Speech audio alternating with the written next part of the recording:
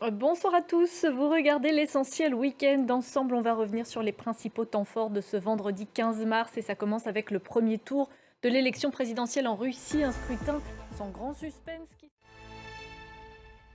C'était donc ce vendredi le premier jour de vote en Russie pour reconduire Vladimir Poutine à la tête du pays. Le scrutin réserve peu de surprises. Il s'apprête à rempiler pour un nouveau mandat de 6 ans. Son portrait avec Rebecca Martin. La guerre en Ukraine et une nouvelle attaque de missiles russes ce vendredi sur Odessa. Au moins 20 personnes ont été tuées. Pendant ce temps, à Berlin, le chancelier allemand Olaf Scholz et le président français Emmanuel Macron ont affiché leur unité. Au Proche-Orient, un premier bateau chargé de vivres est arrivé ce vendredi dans la bande de Gaza. Il était parti de Chypre mardi avec à son bord l'équivalent de 300 000 repas. Ils sont en train d'être déchargés. Loïc Chavalon et Axel Simon.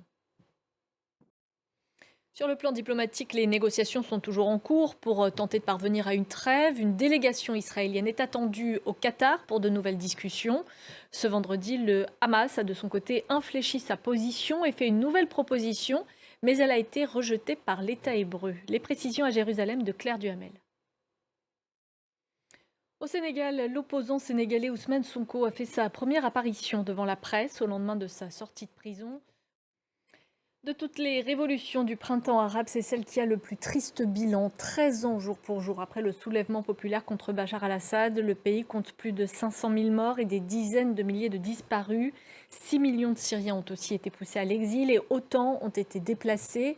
À Idlib, l'un des derniers bastions rebelles, la population est épuisée par plus d'une décennie de guerre, mais elle continue de croire que la chute du régime syrien est possible. C'est un reportage de notre correspondante dans la région.